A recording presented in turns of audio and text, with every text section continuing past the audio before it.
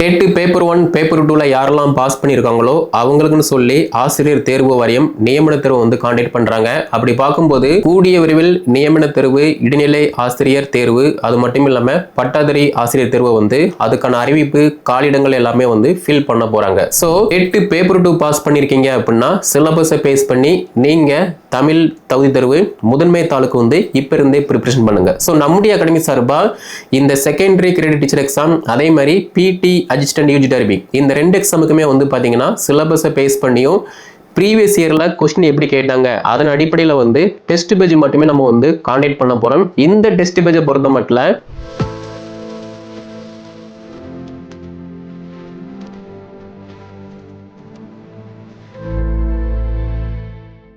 Dead paper 1 paper 2ல யாரெல்லாம் pass பண்ணியிருக்காங்களோ அவங்களுக்குன்னு சொல்லி ஆசிரியர் தேர்வு வாரியம் நியமன தேர்வு வந்து காண்டக்ட் பண்றாங்க. அப்படி பார்க்கும்போது கூடிய விரைவில் நியமன தேர்வு, இடைநிலை ஆசிரியர் தேர்வு, அது மட்டும் இல்லாம பட்டாதாரி ஆசிரியர் தேர்வு வந்து அதுக்கான அறிவிப்பு, காலிடங்கள் எல்லாமே வந்து ஃபில் பண்ண போறாங்க. ஸோ நீங்க டெட் பேப்பர் 1 பாஸ் பண்ணியிருக்கீங்க அப்படின்னா தைரியமா சிலபஸை பேஸ் பண்ணி படிக்க ஸ்டார்ட் பண்ணுங்க, டெஸ்ட் ப்ராக்டிஸ் பண்ணுங்க.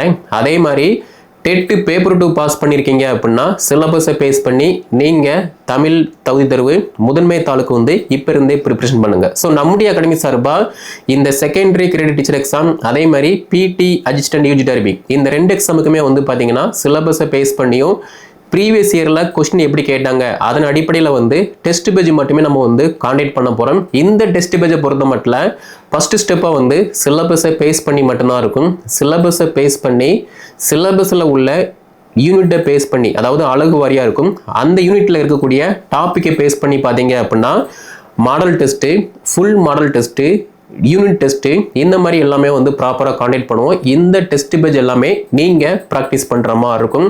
ஸோ சிலபஸை பேஸ் பண்ணி டெஸ்ட் பேஜுக்கான ஷெடியூலை வந்து நாங்கள் உங்களுக்கு ப்ரொவைட் பண்ணுவோம். அந்த ஷெடியூலை ஃபாலோ பண்ணி நீங்கள் படிக்கிற மாதிரி இருக்கும். டெஸ்ட்டை மட்டும் நாங்கள் காண்டக்ட் பண்ணுவோம். இந்த டெஸ்ட்டை நீங்கள் ப்ராக்டிஸ் பண்ணுற மாதிரி இருக்கும். Okay, so TET paper 1 paper 2 pass பண்ணுறது வந்து ஈஸி.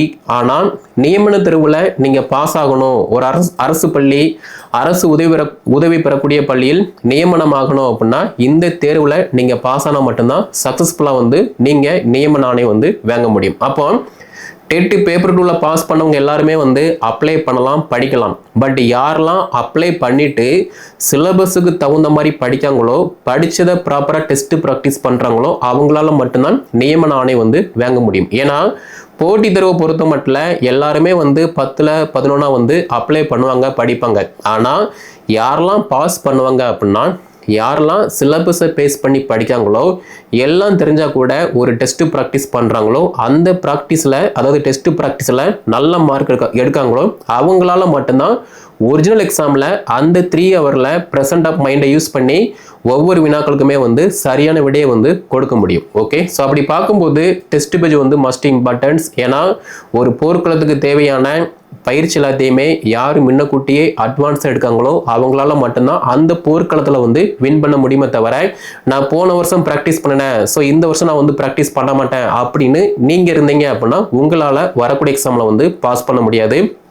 ஸோ நியமன தேர்வு, இடைநிலை ஆசிரியர், பட்டதாரி ஆசிரியர், இந்த ரெண்டு எக்ஸாமுக்குமே வந்து நம்முடைய அகாடமி சார்பாக டெஸ்ட் பேஜ் மட்டுமே காண்டக்ட் பண்ணுறோம். அதில் நீங்கள் ஜாயின் பண்ணுற விருப்பப்படுறீங்க அப்படின்னா கீழே டிஸ்கிரிப்ஷனில் வாட்ஸ்அப் நம்பர், காண்டக்ட் நம்பர் கொடுத்துருக்கேன். அதை காண்டக்ட் பண்ணி இல்லைனா வாட்ஸ்அப்பில் ஷேர் பண்ணி கூட டீட்டெயில் கேட்டு நீங்கள் வந்து ஜாயின் பண்ணிக்கலாம். அது மட்டும் இல்லாமல் கீழே டிஸ்கிரிப்ஷனில் நான் டெலிகிராம் லிங்க்குமே கொடுத்துருக்கேன். அதில் நீங்கள் ஜாயின் பண்ணுற பட்சத்தில் சிலபஸ் என்ன, அதே மாதிரி ப்ரீவியஸ் கொஸ்டின் என்ன, கொஸ்டின் பேட்டர்ன் என்ன, எப்படி இருக்கும் அப்படின்னு சொல்லி டீட்டெயிலாக வந்துருக்கும். அதையுமே நீங்கள் வந்து ஃபாலோ பண்ணிக்கலாம். ஸோ இந்த வீடியோ தொகுப்பை நியமன தேர்வுக்காக இப்போ அட்டெம்ப்ட் கொடுக்கக்கூடிய டீச்சர்ஸ் வந்து ஷேர் பண்ணுங்கள். அவங்களும் வந்து படித்து பயன்பெறட்டும். மேலும் தகவல் பெற சப்ஸ்கிரைப் பண்ணுங்கள்.